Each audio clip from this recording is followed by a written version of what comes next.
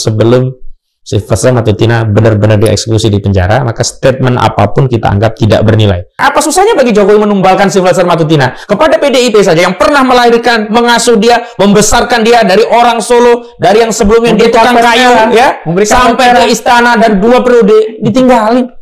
Apalagi cuma Sylvester Matutina. Kita lihat di jaya mana nih Prabowo sama Jokowi. Saya sederhana saja, ini udah ada kapus pen loh. Kalau nggak sampai dieksekusi malu negara. Masa kalah dengan seorang Sylvester Matutina? Mana bisa negara? Negara tidak boleh kalah hanya oleh seorang Sylvester Matutina. Apakah ini sebuah pertanda bahwa sebetulnya kejaksaan dengan sadar mereka melawan Jokowi? Itu sebenarnya sudah mengambil posisi gue bukan anak buah lu lagi gitu loh. Kalau yang dimaksud Sylvester Matutina itu menjalani proses dalam pengertian sidang, ya emang iya. Tapi yang dipertanyakan publik itu bukan menjalani sidangnya proses, tapi eksekusinya, penjaranya. Lah kalau penjaranya ini udah dilakukan oleh Sylvester, nggak mungkin Kejagung menyatakan, oh itu harus dieksekusi, harus masuk. Nggak ada. Artinya dia kok mengedarkan kebohongan kalau maksud tafsirnya menjalani tadi udah masuk ke tahanan. Kalau Sylvester masuk, apa yang kira-kira akan terjadi pada kekuatan relawan ini? Di balik gerakan relawan itu selalu ada kekuatan materi yang menyokong. Kalau materi tidak ada, ya nggak jalan tuh relawan. Namanya saja si relawan. Padahal ya sebenarnya pamrihwan. Kami mengambil kebijakan. Kalau ada undangan dari media dan menghadirkan Sylvester Matutina, opsinya 2. Sylvester Matutina diganti yang lain atau kami yang memang undur diri. Bukan karena kami tidak menghormati undangan media, tapi kami ingin konsisten dengan sikap dan kebijakan kami bahwa terpidana itu sudah mulai berlaku nggak? Sudah.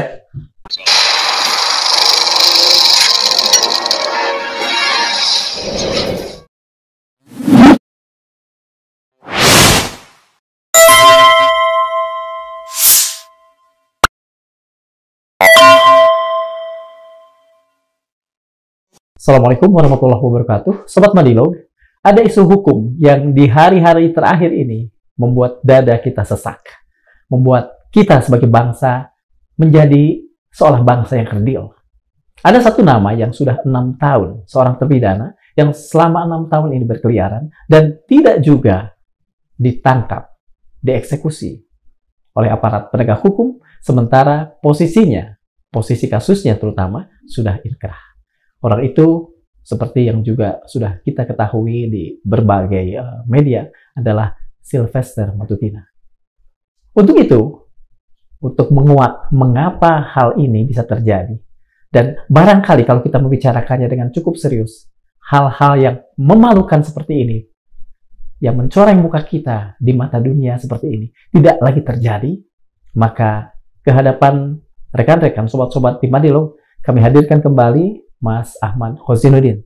Terima kasih Mas Ahmad sudah hadir. Sama-sama, terima kasih diundang kembali di Madilog. Lelah nih, lari-lari dari Tangerang. Lelah fisik tapi pikiran harus selalu semangat karena banyak hal yang harus kita kerjakan di saat orang mungkin mengabaikan. Sylvester dalam beberapa kesempatan mengatakan dia sudah menjalani proses hukuman. Ini kalau dalam konteks istilah fikih ya, istilah fikih itu tauriah. Apa tuh? Menyampaikan kausalitas menyembunyikan maksud atau menarik maksud yang jauh menuju maksud yang dekat. Misalnya, tanya ke saya, punya uang nggak? Saya mau minjem dong. Aduh, hari ini aku nggak pegang uang. Maksudnya nggak pegang uang begini, bahwa di kantong ada itu hal yang lain gitu. Kalau yang dimaksud Sylvester Matutina itu menjalani proses dalam pengertian sidang, ya memang iya. Tapi yang dipertanyakan publik itu bukan menjalani sidangnya proses, tapi eksekusinya, penjaranya. Lah kalau penjaranya ini udah dilakukan oleh Sylvester, nggak mungkin Kejagung menyatakan, oh itu harus dieksekusi, harus masuk. Nggak ada. Artinya dia kok mengedarkan kebohongan kalau maksud tafsir menjalani tadi udah masuk ke tahanan. Faktanya apa? Ada perintah dari Kejagung. Jadi kita juga tidak harus bertanya kepada Sylvester, ya nggak perlu. Ditjen Pas. Oh nggak perlu, apalagi ke sana enggak. Oke. Karena kewenangan untuk mengeksekusi itu semua administrasinya ada di jaksa. Kejaksaan sudah mengatakan seperti itu, Kejaksaan Agung terutama. Apakah kemudian bisa dikatakan bahwa pada saat Kejaksaan sadar bahwa orang ini selama 6 tahun belum dieksekusi, kemudian mereka akan segera melayangkan undangan atau surat untuk datang, posisi Sylvester apakah bisa disebut DPO atau tidak? Sebelum ada perlawanan terhadap proses eksekusi, yang nggak akan DPO. Tapi ketika diundang untuk eksekusi malah dia kabur. Berapa kali itu biasanya? memang tidak diatur ya, beda dengan panggilan polisi ya. Ya sekali aja, karena itu kan udah tinggal eksekusi. Makanya ketika Sylvester mengatakan, oh tidak ada pencemaran, saya sudah berapa kali ketemu Pak JK, itu nggak bernilai. Ini tidak berdebat tentang apakah kamu benar atau tidak, fitnah atau tidak. Sudah ada putusan. Anda melanggar 311 KUHP tentang fitnah terhadap keluarga Yusuf Kalla. Anda sudah divonis oleh Judex Juris Mahkamah Agung melalui putusan kasasi 1 tahun 6 bulan penjara, gitu loh. Tinggal Anda jalani, gitu loh. Nggak ada pilihan yang lain. Kata lain, kalaupun misalnya Pak Kalla dalam sebuah pernyataan terbuka menyatakan mengampuni, nggak ada urusan dengan itu. Hukum tetap hukum, kan? Kalau pengampunan atau permaafan itu disampaikan atau diperoleh oleh Sylvester saat masih proses laporan, kemudian laporan dicabut, memang selesai. Kan ini udah inkrah. Berarti selama ini dia nggak pernah minta maaf, kan? Minta maafnya setelah inkrah. Artinya kalau dalam konteks orang tobat ini, tobatnya orang yang sudah di tenggorokan, betul. Nggak bernilai gitu. Terlepas memang saya dengar katanya Pak JK sudah memaafkan, tapi ada juga bantahannya. Wallah alam lah, kita nggak kaitkan putusan ini dengan apakah ada maaf atau tidak, karena udah selesai kalau sudah putusan itu. Kuncinya di situ.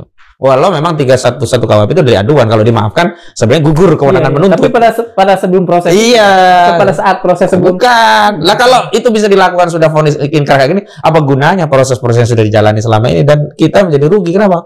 Bayar polisi, bayar jaksa, bayar hakim untuk menegakkan hukum. Di ujung tinggal karena begini ya. Soalnya bukan ansih Sylvester dipidana atau tidak, atau dipenjara atau tidak, bukan. Tapi mencederai rasa keadilan rakyat manakala ada orang yang sudah divonis tidak segera dieksekusi. Di sisi yang lain, orang yang belum tentu bersalah dikejar-kejar dengan narasi khas, kamu akan jadi tersangka, kamu akan masuk penjara. Kan ini yang dilakukan oleh Sylvester Matutina. Akan ada senario seolah-olah nanti Sylvester dieksekusi, seolah-olah ini, seolah-olah itu. Mungkin nggak? Masih akan ada peluang itu? Kalau kita lihat fakta, ya ada dulu terpidana kasus korupsi di pajak itu, jalan-jalan ke Bali, ingat kan? Gayus ya. Artinya fakta kemungkinan itu ya mungkin saja terjadi begitu. Tapi hari ini justru saya ingin membuka ruang batin aparat penegak hukum kita, baik di institusi kepolisian, kejaksaan, juga pengadilan. Yuk bareng-bareng kita perbaiki negeri ini. Yuk tumbuhkan asa. Yuk buat masyarakat tidak lelah berharap kepada negara. Dengan cara apa? Dengan kita menghadirkan keadilan itu kepada rakyat. Kalau yang lalu sudah terjadi, oke lah. Tetapi apakah selamanya kita akan mengulangi satu kesalahan yang itu akan memupus asa masyarakat, harapan masyarakat tentang negara ini? Dan bagaimanapun saya tidak bisa meninggalkan kita, tidak bisa meninggalkan negara ini. Negara kita, harus kita yang memperbaiki. Tapi karena ini negara kita, ingat, nomenklaturnya ini negara kita. Jadi tanggung jawab kita bersama, apalagi Anda, aparat penegak hukum, baik di kepolisian, kejaksaan, kehakiman, digaji oleh negara. Secara ini ya, logik. Anda memakan uang dari saya, tapi saya tidak pernah makan uang dari Anda. Maka harusnya Anda yang lebih bertanggung jawab tentang kondisi bangsa dan negara ini ketimbang kami yang selama ini tidak makan uang negara, bahkan kami yang membayar pajak negara. Fair kan kita ngajak kebaikan dengan bahasa begitu kan? Jangan dianggap kalau kita mengkritik dianggap benci, dianggap kita ini, kalau istilah orang Jawa, waton suloyo. Waton suloyo itu asal kritik aja asbun gitu. Enggak. Dan mohon maaf ya, untuk mengkritik itu butuh energi loh, nggak sembarang orang. Karena mengkritik itu harus memahami dua hal sekaligus. Pertama, memahami apa yang bermasalah. Yang kedua, memahami solusinya ya gimana gitu. Jadi ada sesuatu yang, katakanlah kalau hukum itu istilahnya, dasolannya apa, dasarnya seperti apa, begitu. Jadi jangan dianggap orang-orang yang kritik itu orang-orang yang ingin bikin rusuh negeri ini. Enggak, justru. Kalau tidak ada dialektika dulu, para founding father kita mengkritik penjajahan ya, tidak ada dia, nggak ada negeri ini gitu loh. Dan kalau kita ingin melestarikan negeri ini, ya berarti D-nya juga harus kita lestarikan. Dialektikanya. Saya ingin kembali pada yang tadi. Adakah indikasi atau bahkan bukti lah, atau sedikitnya indikasi lah, yang memungkinkan peluang-peluang sehingga seolah-olah itu bisa terjadi, skenario seolah-olah itu bisa terjadi, ada nggak? Kalau ukurannya fakta yang lain ya banyak ya, indikasi atau bukti. Misalkan tadi yang Gayus tadi itu kan biasa menjadi bukti bahwa yang lebih dekat dengan kasus ini kita belum lihat, tapi kita lihatnya sederhana, yang 6 tahun saja bisa berlalu. Cuman lagi-lagi karena konteksnya adalah bandul politik kekuasaan, saya kira hari ini nggak akan lah seperti yang sebelumnya. Satu faktornya saudara Joko Widodo bukan presiden lagi. Kedua, faktanya ini juga kekuasaan Prabowo tidak ingin dia dianggap sama. Ketiga, ini telanjang kok kasus ini. Kecuali kasus yang diumpetin bisa lah kita pura-pura kasarnya ya beli orang ya lu ngaku ya Sylvester ya masuk penjara. Nanti administrasinya ini ngaku Sylvester ya. Kasarnya bisa begitu. Ini nggak bisa. Dengan cara apa publik yang katakan saja sudah gerah ini bisa mengawal persoalan ini sehingga nyata sampai kemudian eksekusi itu dilakukan? Saya justru tidak memberikan harapan kepada publik, tapi saya menghimbau kepada aparat, jangan membuat publik marah. Karena kalau sudah publik marah, energi atau biaya untuk meredam kemarahan publik itu jauh lebih besar ketimbang hari ini memenuhi apa yang menjadi ekspektasi publik, yang ekspektasi itu juga sesuai dengan hukum. Apa harapan publik terhadap kasus ini? Ya orang yang salah yang sudah divonis ya masuk penjara. Kan sederhana ekspektasi publik terhadap kasus Sylvester Matutina. Yeah. Dan bagi aparat penegak hukum meluluskan itu juga nggak akan menimbulkan biaya, karena itu tugasnya, fungsinya di situ gitu loh. Yang berbeda itu orang yang nggak salah harus disalahin, itu energinya besar tuh. Atau orang yang salah dibebasin, itu energinya juga bener besar itu. Nah ini kan sudah apalagi tinggal eksekusi. Semalam saya masih melihat ada Sylvester masih hadir di beberapa acara talk show. Saya tidak bermaksud terlalu jauh ya mengomentari media. Jadi 2 hari yang lalu, Kang Darmawan, kami dari tim advokasi anti kriminalisasi ulama dan aktivis mengirim himbauan ya, karena kita kan bukan subordinat, nggak mungkin dong kita memerintahkan ya. Betul. Hanya himbauan. Apa himbauannya? Kepada sejumlah media yang selama ini berinteraksi kepada kami untuk tidak mengundang terpidana Sylvester Matutina sebagai narasumber, karena dia statusnya terpidana, harusnya di penjara. Tapi karena kami tidak punya kewenangan untuk bisa memaksa media, maka sifatnya hanya himbauan. Kami mengambil kebijakan kalau ada undangan dari media dan menghadirkan Sylvester Matutina, opsinya 2. Sylvester Matutina diganti yang lain, atau kami yang memang undur diri. Bukan karena kami tidak menghormati undangan media, tapi kami ingin konsisten dengan sikap dan kebijakan kami bahwa terpidana itu sudah mulai berlaku nggak? Sudah. Di Kompas, di CNN, terutama yang sudah kami uji di 2, Kompas ya. Dan kalau di TV One itu kami baru himbauan gitu, karena faktanya belum terjadi ngundang kami dan juga ngundang Sylvester gitu. Dan memang saya juga ke kawan-kawan YouTuber juga, termasuk ke Kang Darmawan kan saya kirim juga itu dalam rangka untuk apa? Hari ini yang sulit dicari orang itu orang yang punya sifat konsisten. Orang yang mengambil jalur kebenaran mungkin ada atau banyak lah katakanlah, tetapi dari yang ada atau yang banyak tadi sedikit sekali yang bisa konsisten gitu. Padahal parameter kebenaran itu salah satunya adalah konsistensi. Ini yang kemudian menurut kami ya menjadi harga dari seseorang ketika dia membangun legasi pribadi, bahkan legasi untuk bangsanya ketika dia punya komitmen dan konsistensi tadi. Kalau bahasa agamanya istiqomah gitu loh. Mengapa sampai hari ini, saya sebut saja lah ya, 5 Agustus 2025, Sylvester belum juga dieksekusi. Sementara kemarin-kemarin kan Kejaksaan Agung sudah menyatakan bahwa akan segera dieksekusi. Ya, kalau kita urutkan sebenarnya 31 Juli 2025 yang lalu, kami dari tim advokasi anti kriminalisasi akademisi dan aktivis mendatangi kantor Kejaksaan Negeri Jakarta Selatan karena dalam kasus yang menjerat Sylvester Matutina dan akhirnya divonis 1,6 bulan ya, atau 1,5 tahun begitu penjara yang sudah inkrah itu kan diadili di Pengadilan Negeri Jakarta Selatan, di mana yang bertindak selaku penuntut umum adalah jaksa. Dan ketika tuntutan itu sudah dikabulkan oleh hakim begitu, walau memang di tingkat pertama hanya 1 tahun, kemudian para pihak banding masih 1 tahun, para pihak kasasi, dan akhirnya 1,5 diperbaiki ya menjadi 1,5 tahun, itu kan harusnya segera dilaksanakan gitu. Nah, anomali itulah yang saya sebut di awal tadi, agar kita tidak lelah dengan harapan bahwa masih ada ya asa keadilan hukum di negeri ini. Kami mendatangi kantor Kejaksaan Negeri Jakarta Selatan untuk meminta agar terdakwa, atau sekarang sudah menjadi statusnya kan terpidana ya, Sylvester Matutina itu untuk dieksekusi. Karena kalau kita bicara tentang abuse of power atau penyalahgunaan kewenangan, salah satu indikator terjadinya penyalahgunaan kekuasaan itu adalah tidak melaksanakan kewenangan yang menjadi tugas dan tanggung jawabnya.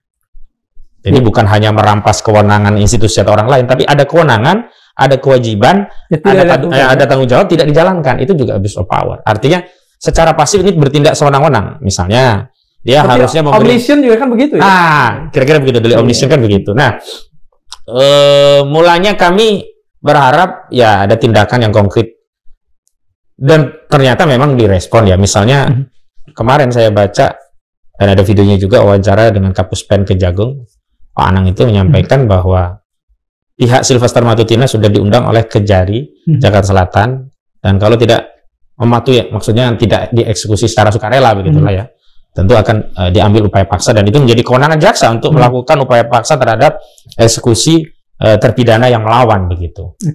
Tapi sampai hari ini saya pribadi ya belum mendapatkan kepastian apakah, mohon maaf dapat ya, statement dari Kapus Pen Kejagung itu omon-omon saja, atau ada tindak lanjut yang real, atau ada tindak lanjut yang real, atau ada sejumlah tahapan atau proses yang enggak dalam tanda petik ya ditempuh untuk menyelamatkan Sylvester Matutina begitu. Ya, mohon maaf, kita tentu saja ya, saya bahasakan kita patut berpraduga, karena kan kita selama ini dipertontonkan proses penegakan hukum yang semau-mau aparat kita gitu. Nah, bahasanya anomali gitu. Tapi kalau kita runut karena banyaknya anomali-anomali, malah sepertinya itulah yang menjadi corak hukum hari ini begitu. Hukum yang tidak berkeadilan, tidak ada jaminan kepastian. Coba bayangkan di mana ada kepastian hukum jika seorang yang sudah terpidana inkrah sejak 2019 sampai hari ini belum dieksekusi. Peristiwanya kan 2018, perkara nomor 100, PIT biasa lah, pidana di Pengadilan Negeri Jakarta Selatan divonis. Kemudian ada banding dengan nomor perkara 289, kemudian kasasi 287 itu inkrah, kok nggak dieksekusi gitu. Nah, makanya saya tadi dapat info dari kawan-kawan. Jadi satu sisi kan kita apresiasi ya apa yang disampaikan oleh Kejagung, Pak Anang. Ya, Pak Anang. Sisi yang lain kita juga tidak kemudian merasa euforia, ini sudah benar nih, keadilan sudah kita dapatkan. Nah, saya selalu tegaskan ke kawan-kawan, sebelum Sylvester Matutina benar-benar dieksekusi di penjara, maka statement apapun kita anggap tidak bernilai. Mohon maaf, saya bahasakan demikian. Makanya rencana Kamis ini, kawan-kawan aktivis dari kelompok civil society rencana mengajukan, sudah dikirim ke Polda Pemberitahuan Aksi untuk menuntut eksekusi terhadap Sylvester Matutina. Kamis ini? Ya, Kamis ini di Kejaksaan Negeri Jakarta Selatan. Yang melakukan siapa tadi? Ada Aliansi Rakyat Menggugat, ada kemudian KNPRI, ada aktivis lintas provinsi, beberapa elemennya. Begitu. Mas, ini ada hal yang menarik meskipun kita agak sedikit melipir dari isu hukum. Mas tadi mengatakan soal anomali. Dan Mas mengatakan bahwa anomali ini lama-lama tidak menjadi anomali, justru karakternya. Karena lama-lama seperti normal. Ini melipir ya, bukan kasus hukum, bukan soal hukum. Apakah dulu seorang pujangga bernama Ronggo Warsito menyebut satu masa zaman edan, yang ora edan, ora keduman. Apakah dengan anomali-anomali seperti itu kita sebetulnya sudah memasuki zaman edan ini? Ya, sebenarnya kalau kita frasanya kita tarik agak lengkap, sebenarnya ada pesan bijak di balik ungkapan dari Ronggo Warsito kan. Zaman edan, nek yen ora melu ngedan, ora keduman. Ning ada bahasa tambahan. Wong sing paling beja-bejane wong sing eling lan waspada. Maksudnya begini, zamannya akan datang zaman gila, edan. Kalau nggak ngikut ngedan, tidak akan kebagian. Tapi di situ tegaskan bahwa di antara kehidupan yang serba edan tadi, serba gila tadi, masih ada orang yang beruntung. Ya, ini apa? Orang yang tetap eling lan waspada. Jadi dia punya kesadaran. Kalau kita bicara kesadaran sebagai hamba yang harus ibadah, ketaatan kepada Allah, dan kemudian mengoreksi apa yang ada di sekelilingnya. Nah, tapi saya ingin sambung pada konteks begini. Bahayanya ya Sylvester Matutina tidak segera dieksekusi. Kan klien kami, Roy Suryo, Rismon Sendipa dan kawan-kawan ini kan sedang dilaporkan oleh Presiden RI ke-7, Saudara Joko Widodo. Hari ini klien kami sebenarnya tidak saja hanya dipersoalkan secara hukum melalui pasal 310 KUHP, 311 KUHP, bahkan ada pasal 27A, 28, pasal 160 KUHP tentang penghasutan, macam-macam lah. Tapi juga sedang menghadapi narasi politik yang menyudutkan klien kami. Apa itu narasinya? Ya, ini di balik perjuangan klien kami ini dianggap ada orang besar. Orang besar, ya, betul-betul. Nah, siapa orang besar itu? Salah satu yang mengamplifikasi pernyataan Saudara Joko Widodo. Ada orang besar, Sylvester, bahkan mengarah kepada yang punya atribut biru gitu. Terakhir saya baca lagi, meluas lagi bahwa dengan kata lain, urgensi untuk segera memasukkan Sylvester sudah sangat urgent. Ya, sangat urgent. Berapa banyak orang yang kemudian menjadi korban perundungan? Kalau kita bicara diskusi dengan Sylvester itu, saya pun pernah jadi korban begitu. Dalam pengertian begini, kita itu kan kalau bernalar di dalam sebuah dialektika itu kan fokus kepada dalil dan argumentasi. Tidak kemudian personal yang kemudian dipersoalkan. Tapi memang ya kualifikasi orang dalam tidak ad hominem lah ya. Katakanlah demikian, tidak ad hominem. Nah, ad hominem ini sering digunakan misalnya untuk Roy Suryo dan yang lain selalu dikatakan, kamu pasti tersangka, 1000% tersangka, 1000% masuk penjara. Ini kan melanggar asas praduga tidak bersalah. Dan secara faktual, ini juga menyelisih fakta. Maksud saya begini, tidak semua orang yang naik dari tahap penyelidikan ke penyidikan itu pasti menjadi tersangka, apalagi pasti di penjara. Kenapa? Betapa banyak kasus di kepolisian dari penyelidikan ditingkatkan penyidikan, tapi dihentikan di tengah jalan. SP3. Itu kan fakta. Lagi pula ketika kita menarasikan seorang pasti penjara, itu kan sama saja melanggar asas praduga tak bersalah yang kita junjung tinggi. Nah, kami meyakini memang orang-orang seperti Sylvester ini memang ketika ia tak memiliki daya untuk bernalar, berargumentasi untuk mengimbangi kritik yang hari ini sedang diarahkan kepada junjungannya, Saudara Joko Widodo, nah mulailah menggunakan ad hominem tadi. Dan beberapa mungkin biasa kalau saya sekedar ad hominem kalau tadi ya. Iya, serangan pribadi, fisik katakan gitu. Saja dalam tanda petik udah teror, baru verbal. Kalau kita sih nggak ada masalah, katakanlah karena kita terbiasa dengan suatu statement yang dianggap orang lain itu akan menjatuhkan, tapi bagi orang-orang yang terbiasa hidup dalam dunia yang dinamis gitu, itu tidak bernilai gitu. Tetapi bagi klien-klien kami misalnya ada Bu Kurnia Triroyani, sisi kewanitaannya kan tetap, perasaannya kan merasa tercederai dengan statement-statement kasar, tersangka, masuk penjara. Makanya ini orang yang padahal pada saat yang pertama baru kami ketahui ternyata dia yang justru statusnya sebagai terpidana, bukan yang tersangka. Ini soal terpidana ini 6 tahun, 6 kali 365 lah ya, sekian ribu hari. Mengapa Sylvester ini begitu alot, begitu sakti lah dalam tanda petik? Apakah karena kedekatannya kepada penguasa saat itu, Jokowi katakan? Ya kalau kita bicara tentang orang-orang yang ada di lingkaran Jokowi yang mendukung Jokowi sejak pertama suksesi dilanjutkan suksesi kedua sampai hari ini yang secara de facto tak berkuasa, secara de jure lah tak berkuasa, tapi de facto masih cawi-cawi terus dengan kekuasaan. Mereka mendapatkan dua benefit sekaligus. Benefit yang pertama tentu dapat kue bagian dari kekuasaan. Ada yang jadi komisaris lah. Kalau yang nasibnya agak baik ya masuk ke pemerintahan. Ada yang jadi wakil menteri ya. Bahkan ada yang jadi menteri, Budi Ari Setiaji. Itu kan perannya karena dia backup Joko Widodo, bukan karena dia punya kapasitas di bidang yang saat ini dia pimpin, misalnya sebelumnya Menko Info atau hari di Menteri Koperasi, enggak gitu. Dan kalau kita urus, apakah masih ada putra terbaik anak bangsa di negeri yang bisa mengemban amanah itu? Banyak sekali gitu. Tapi kan karena posisi itu. Yang kedua memang mendapatkan benefit berupa imunitas hukum dari berbagai potensi dipersoalkan secara hukum, baik karena dampak langsung atau tak langsung dari posisi dia yang mendukung Jokowi. Kalau di politik misalnya, biasanya kasus korupsi bisa diamankan. Nah, kalau bagian relevan ini kan ujaran yang sering keluar. Betapa banyak dilaporkan ya kabar bohong, hoak, menyebar kebencian, permusuhan dan sara kalau dulu kan. Kalau dari kubu mereka nggak jalan, tapi dari kubu-kubu yang kontra kekuasaan katakanlah ya, pengkritik. Di zaman era Saudara Joko Widodo banyak sekali ulama, aktivis, bahkan advokat yang masuk dulu. Dengan kata lain, bisakah dikatakan bahwa impunitas atau pengecualian atau privilege atau apapun namanya itu sebetulnya sebuah perilaku telanjang dari kelompok ini yang tidak menghormati hukum? Iya, memang sulitnya memahamkan pada publik ya tentang perilaku yang telanjang represi ini ya. Karena tetap mereka menggunakan narasi bahwa ini bagian dari proses penegakan hukum. Berbeda dengan Orde Baru yang represifnya menggunakan kekuasaan alat militer. Jadi gampang, tapi juga selesainya cepat juga gitu loh. Kalau hukum ini prosesnya berlama-lama, orang itu seperti digantung perlahan sampai mati. Ada kemudian tendensi bahwa hukum pada masa-masa itu dan mungkin sisanya masih terasa sampai hari ini hanya menjadi alat legitimasi untuk menghukum seseorang. Iya, kalau kita bicara alat legitimasi itu sebenarnya kan sejak zaman Namrud, zaman Nabi Ibrahim ya, sejak zaman Nabi Yusuf, memang hukum bagi penguasa yang zalim selalu dijadikan alat legitimasi untuk membenarkan represi yang dilakukan. Misalkan di kasus Nabi Yusuf, sudah ada keterangan ahli yang menyatakan kalau koyak di depan Yusuf bersalah, kalau koyak di belakang Yusuf nggak bersalah. Zulaikha yang bersalah. Tapi apakah itu diperhatikan oleh hakim? Enggak. Yang penting ada peradilan, yang penting divonis. Ibrahim, tanya aja tuh siapa itu yang ngabisin. Enggak peduli, tetap aja. Tapi mereka kenapa?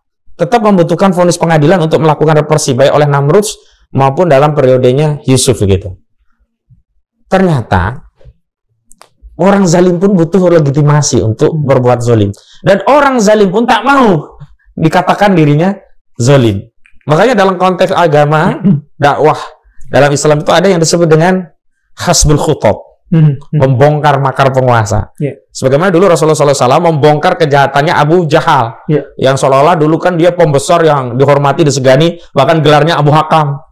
Tapi oleh Rasul, enggak benar, ini nanti akan jadi api neraka. Nah, hari ini yang agak sulit itu ketika membongkar narasi penegakan hukum bahwa ini sebenarnya represi itu yang agak sulit adalah bagi orang yang kebanyakan. Kenapa?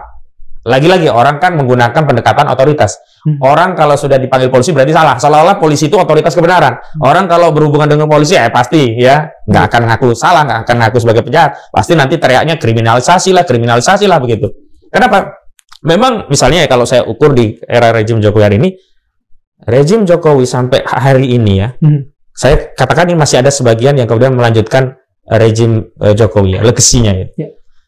Lebih menggunakan pendekatan kebenaran otoritas daripada kebenaran logika. Nggak logis pun nggak apa-apa, yang penting dilegitimasi oleh otoritas. Baik otoritas itu pakai kepolisian, kejaksaan, termasuk ya dengan putusan pengadilan.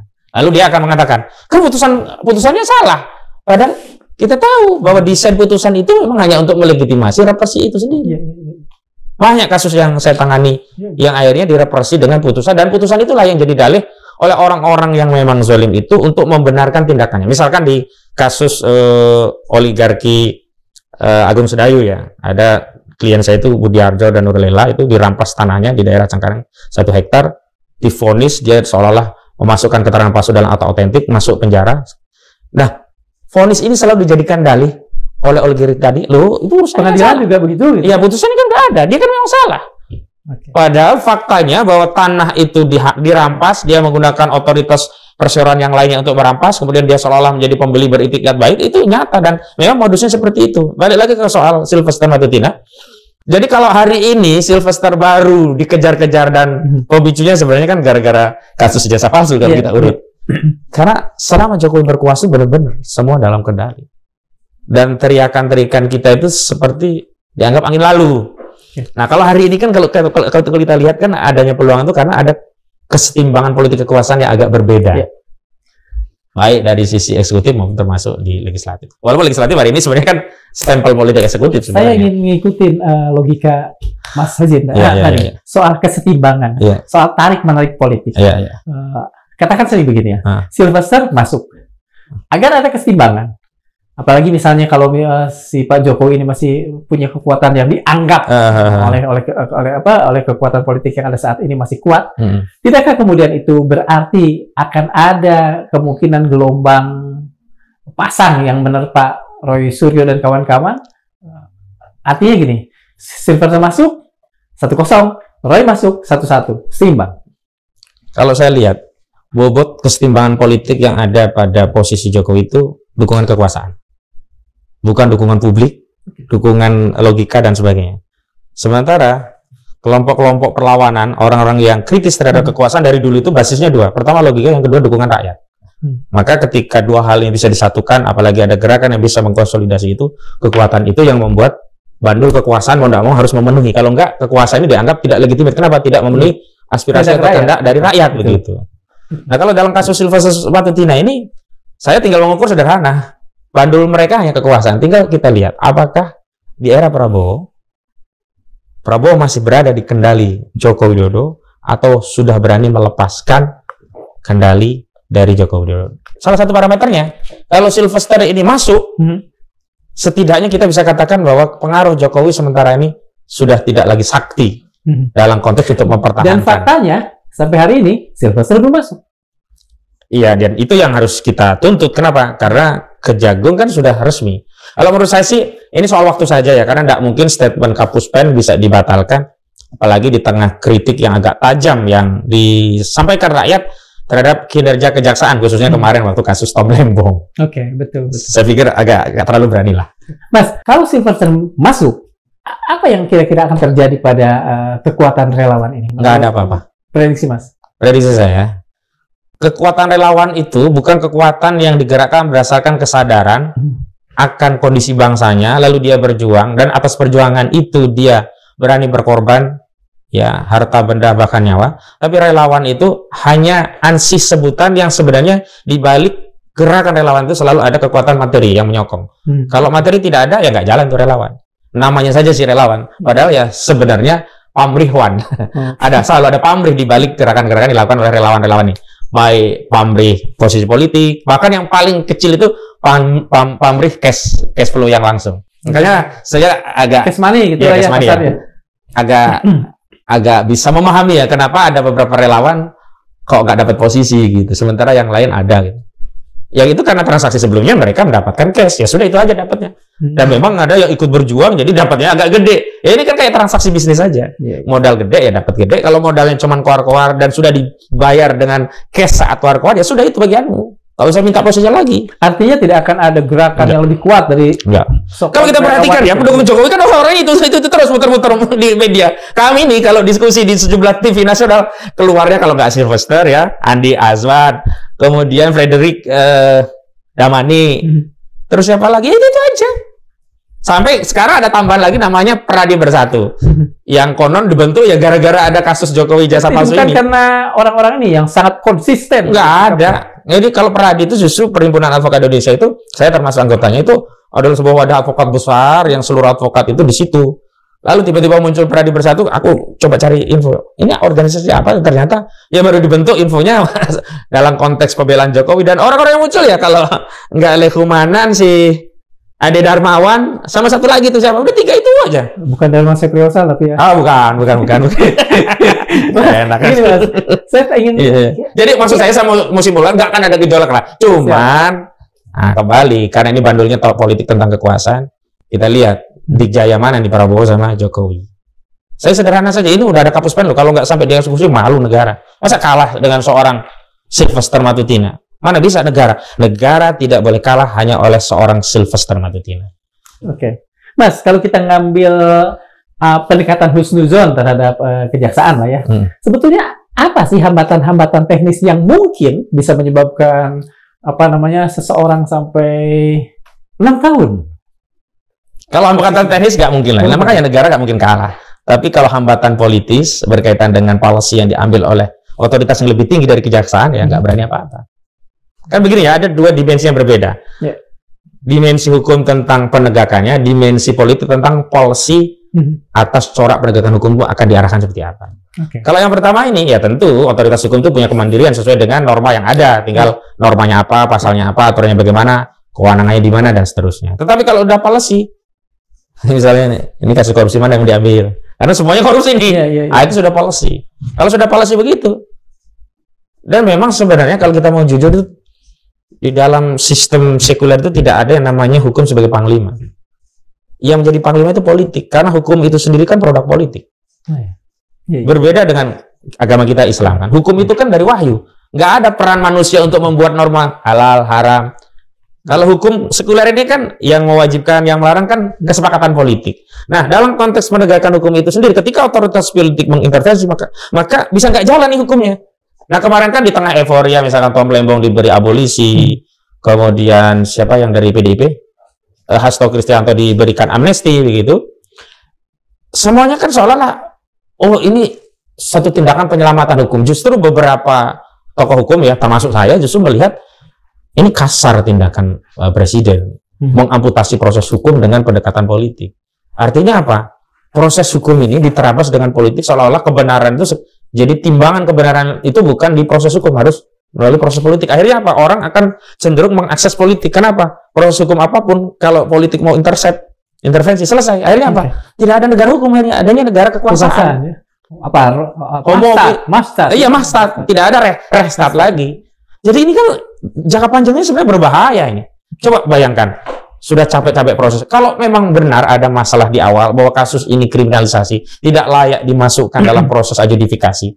Kejaksaan Agung kan bawahan presiden. Presiden bisa memberikan petunjuk arahan. Bukan kemudian sudah ada vonis. Kalau menurut saya kemarin baiknya itu sebenarnya kalau katakanlah ya pastilah presiden itu bisa intervensi. Bahasa umumnya aja nggak bisa intervensi. Tetapi saya pastikan praktiknya presiden itu bisa intervensi. Harusnya yang baik main belakang lewat putusan banding. Sehingga kalau nanti dibanding itu dibatalkan, benar-benar hukum yang tegak. Oke. Kita kembali ke urusan Sylvester nih, Mas. Iya. Kejaksaan Agung kan sudah menjanjikan lewat Kapuspen ya, Kapuspenkum namanya, untuk segera mengeksekusi. Apakah ini sebuah pertanda bahwa sebetulnya kejaksaan dengan sadar mereka melawan Jokowi? Dari konteks politik ya, itu sebenarnya sudah mengambil posisi gue bukan anak buah lu lagi gitu loh. Dan apalagi ini kan disampaikan udah berharap diametral ya. Iya, publik gitu loh. Iya. Tapi kan lagi-lagi ingat ya, di dalam persekutuan politik yang benefit diambil itu hanya kepentingan politik, bukan karena value yang diperjuangkan bersama-sama ya. Itu menumbalkan kawan politik, bahkan ya loyalis politik itu nggak ada soal. Sekarang apa susahnya bagi Jokowi menumbalkan Sylvester Matutina kepada PDIP saja yang pernah melahirkan, mengasuh dia, membesarkan dia dari orang Solo, dari yang sebelumnya dia tukang kayu ya, sampai ke istana dan 2 periode ditinggalin. Apalagi cuma Sylvester Matutina. Jadi bisa dikatakan bahwa Sylvester hanya akan menyadari sikapnya ketika dia sudah berada di dalam dan ditinggalkan. Nah, itu yang saya katakan. Memang baiknya Sylvester itu di penjara.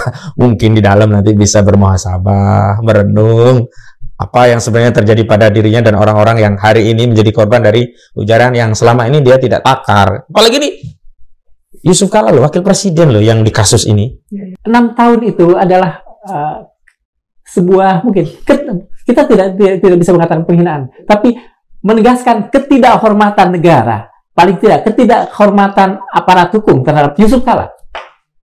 Jangankan Yusuf Kalla, kepada seluruh rakyat kan sebenarnya praktik pengabaian hukum itu kan telanjang. Wapres saja diginiin, apalagi kita gitu.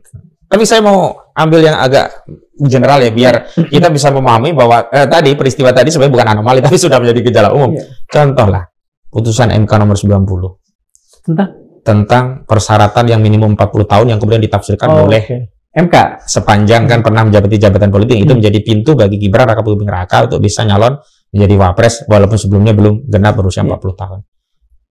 Kan ini kan telanjang. Ahli hukum mana yang nggak bisa memahami bahwa ini sekedar cara untuk melegitimasi agar Gibran bisa maju, padahal norma dasarnya minimum 40 tahun gitu.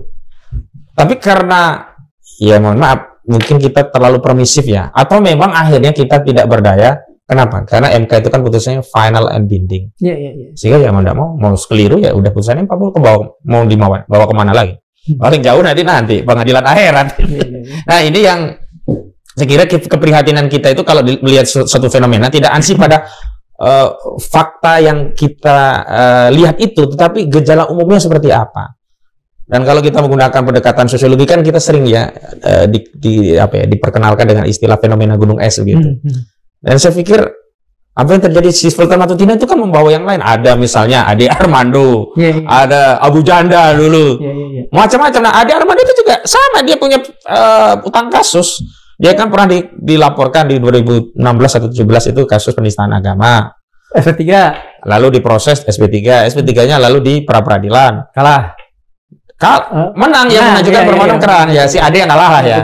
Dan memerintahkan agar penyidik untuk menindaklanjuti putusan pra-peradilan. Polda Metro Jaya sampai hari ini nggak melakukan tindakan. Tetapi ke klien kami Charlie Chandra begitu di pra-peradilan kalah dengan Agung Sedayu, langsung dikebut, langsung ditangkap malam-malam, didongkrak pintunya. Apa itu terjadi kepada kelompok-kelompok yang mendukung kekuasaan? Akhirnya orang hari ini tidak lagi berpikir, yuk kita bagaimana meyakini value tentang kebenaran dan berpijak di atas dasar kebenaran itu, tapi orang berpikir begini, yuk berlomba-lomba dekat dengan kekuasaan, karena dekat dengan kekuasaan itu kebenaran menjadi apa sisi paling buruk ketika warga sudah berpikir seperti itu untuk sebuah negara? Justru saya khawatir itu akan terjadi icon writing ya, atau main hakim sendiri. Jadi orang kalau ada masalah, saya nggak mau lagi lah bawa ke pengadilan, nggak mau lagi lah bawa ke polisi. misalkan penistakan agama kayak Ade Armando, nggak boleh bawa ke pengadilan. Dia akan mencoba mencari basis legitimasi yang lain, misalkan legitimasi agama. Orang yang menghina Nabi itu kalau dibunuh itu halal darahnya. Kan kita khawatir kalau begitu-begitu. Iya, betul. Dan itu wajar, apalagi bagi orang yang mendapat perlakuan dizolimi dan tidak ada satu saluran pun yang bisa menyalurkan rasa keadilan yang dia perjuangkan. Jangan punya pikiran ya, kalau kita bisa menutup saluran keadilan, itu kita menang. Kenapa? Air bah tentang harapan keadilan itu untuk bisa muncul ke permukaan itu, ketika dibendung, lama-lama kan menggumpal, menggunung. Akan jebol juga. Kalau jebol, kan lewat juga itu loh, bangunan kekuasaan yang berusaha dijadikan tanggul-tanggul untuk kanal-kanal keadilan yang berusaha diperspektifkan bahwa keadilan itu versi dari kekuasaan. Ya. Kan selama ini kan selalu begitu, perspektif keadilan itu adalah versi kekuasaan. Dan orang yang berbeda dengan kekuasaan dianggap keliru gitu. Tidak, kan kalau kita bicara pendapat itu kan tidak boleh kita berpikir begini. Pendapat itu hanya dua, kalau tidak benar, salah. Ini kan pikiran yang picik. Kalau tidak sepakat dengan, kalau tidak sepakat dengan pemerintah berarti melawan. Itu picik. Padahal pendapat itu kan variatif. Boleh jadi ada beberapa pendapat yang merupakan pilihan yang sebenarnya bisa saja diambil satu di antara beberapa pilihan. Dan boleh jadi pilihan yang diambil oleh kekuasaan masalahnya jauh lebih kecil ketimbang pilihan yang dihadirkan oleh masyarakat yang hari ini mengajukan kritik. Dan sebenarnya ya, kalau kita mengkritik kekuasaan, misalnya hari ini kita mengkritik praktik ya penegakan hukum di Kejaksaan Agung yang tidak segera mengeksekusi Sylvester Matutina, tidak kemudian harus selalu dianggap ini benci sama pemerintah. Justru ini kasih sayang. Kenapa? Bangunan kekuasaan itu bisa tegak manakala ada trust, kepercayaan. Kepercayaan itu akan muncul manakala norma yang diyakini oleh sebuah masyarakat tadi ditegakkan oleh institusi kekuasaan. Kalau norma yang diyakini masyarakat tidak ditegakkan, ini sebenarnya yang membangun jarak itu bukan rakyat terhadap penguasa, tapi penguasa sendiri yang membangun benteng tebal dengan rakyatnya. Yang saya khawatirkan, rakyat tidak mau menggugurkan benteng itu agar ketemu dengan kekuasaan, tapi yang saya khawatirkan, rakyat mengalienasi kekuasaan yang sudah berbenteng tadi dan membentuk entitas sendiri. Nah, jengkel kalau sudah begitu. Mas sempat menyebut satu nama, Ade Armando. Kira-kira apakah kasus Sylvester ini akan menyadarkan dalam hal ini Polri untuk segera menindaklanjuti Ade Armando yang sudah tersangka itu? Ya, semestinya institusi kepolisian, dalam hal ini Polda Metro Jaya, karena kasusnya yang menangani kan Polda Metro Jaya, segera menindaklanjuti putusan pra peradilan yang sudah membatalkan SP3 dikeluarkan polisi terhadap kasusnya Sylvester, Ade Armando. Yang dulu kuasa hukumnya kan si Mu'annas Alaidit gitu. Kenapa? Ya ketimbang nanti masyarakat menuntut kan jadi jelek. Tindakan penegakan hukumnya karena tuntutan masyarakat, bukan karena kesadaran. Nah, saya himbau harusnya berkaca atau bercermin dari kasus Sylvester Matutina, sebaiknya Polda Metro Jaya segera menindaklanjuti kasus Ade Armando begitu. Dan kepada media coba ya ikut tanyain ya kepada Polda Metro Jaya, ini bagaimana Pak kasusnya Ade Armando. Kenapa? Ternyata verifikasi media itu justru membantu hukum itu bisa kembali tegak gitu. Kenapa? Karena mau pejabat kan harusnya akhirnya harus menjawab dan akhirnya harus mengambil sikap dan kebijakan begitu. Ini kalau tadi kan media dengan telinga Mas Fauzin yang ada di mana-mana. Mas mendengar nggak ada kegerahan di masyarakat untuk kemudian mungkin mereka melakukan demonstrasi atau penuntutan atau apapun namanya untuk menyuarakan keinginan kita agar keinginan mereka agar persoalan ini menjadi juga clear. Jadi kasus Sylvester ini juga mengingatkan kembali pada kasusnya Ade Armando, dan mereka juga kepikiran untuk mengambil atau menempuh jalan dalam tanda petik bukan mengintervensi ya, tapi memberikan atensi kepada Polda Metro Jaya agar ada tindak lanjut terhadap kasus yang dulu sudah dilaporkan. Apalagi kalau kasusnya Ade Armando kan lebih parah karena itu terkait penodaan agama, bukan pribadi loh. Yang kena itu bisa sangat banyak orang. Nah, iya, agama kan dimensinya kan lebih luas ketimbang. Dan unsur untuk melindungi Ade Armando juga seharusnya kan menjadi salah satu pemikiran atau gimana? Iya ya, begitulah. Jadi kalau kita bicara tentang gradasi kejahatan betul. Ade Armando tentu jauh lebih karena dia sudah menistakan agama. Yang saya tidak sampai hati untuk mengcopy paste redaksi penghinaan itu, walaupun dalam konteks menjelaskan atau membuktikan kan sebenarnya kita boleh ya. Cuman kadang saya nggak sampai hati gitu, karena terkait agama. JK saja ya, keluarganya yang difitnah, ini bisa jadi kasus kena 1,5 tahun. Apalagi Ade Armando. Dan sebenarnya substansinya bukan pada berapa besar ancaman pidananya, tetapi rasa keadilan yang tercederai ini setidaknya terkompensasi. Kalau polisi enggak. Tapi paling tidak terkompensasi. Kenapa? Karena penghinaan itu nggak bisa dicabut karena udah terjadi. Tetapi untuk mengkompensasi dua aspek ya. Pertama mengkompensasi orang yang beragama. Yang kedua mengkompensasi agama itu sendiri, value-nya agar terjaga gitu loh. Kenapa? Kalau orang menistakan agama nggak dipenjara dan kemudian dia anggap biasa saja, bahkan jadi komisaris juga ini kan, bahkan dapat ruang publik yang luar biasa begitu. Orang jadi nanti tidak akan menganggap agama itu sesuatu yang harus dijaga. Sakralitas satu agama itu menjadi luntur oleh tindakan-tindakan seperti ini. Sekian lama urusan ini dibiarkan oleh Polri, itu sebetulnya identik dengan pengabaian terhadap keselamatan Ade Armando. Kan sebenarnya udah pernah terjadi kecelakaan juga ya terhadap Ade Armando ya. Menurut saya nilai Ade Armando kecil sekali ketimbang apa? Keselamatan keyakinan umat beragama pada agamanya. Karena kalau dibiarkan kan orang menganggap melecehkan agama biasa. Jadi keyakinan itu lama-lama luntur. Jadi hilangnya atau turunnya keyakinan umat pada agamanya tadi jauh lebih besar mudorotnya ketimbang hanya keselamatan seorang Ade Armando katakanlah. Justru tapi kan dia juga harus justru kita ingin menyelamatkan dua-duanya kan, menyelamatkan agamanya, menyelamatkan orang yang melakukan penistaan dengan cara apa? Proses hukum ditegakkan. Khawatir saja gitu loh, apa yang terjadi di depan DPR itu kan berulang, apalagi sentimen terhadap agama itu kan jauh lebih kuat dan banyak orang kan yang siap untuk menghadapi risiko apapun kalau dia meyakini ini demi agamanya, demi apa yang dia yakini sesuatu yang sakral bagi dirinya. Dan sebenarnya ini juga jadi perhatian masyarakat. Ngapain sih kita ngulik agama? Agama itu kan sesuatu yang harus kita muliakan. Kalau mau kritik orang lah. Nah, sekarang kebalik, agama yang harusnya dimuliakan, dicari-cari salahnya, sementara orang yang sebenarnya bisa salah, bukan bisa salah, potensial salah, karena al-insanu ma'afa ta'awan insan ya. Justru dianggap diagamakan. Misalnya kayak Jokowi sampai ada yang mengatakan ini nabi baru. Kalau kita bicara nabi kan berarti orang yang maksum, orang yang bersalah. Bagaimana mungkin manusia biasa kemudian dinarasikan? Katakanlah itu kalimat yang sifatnya hiperbola pun nggak tepat.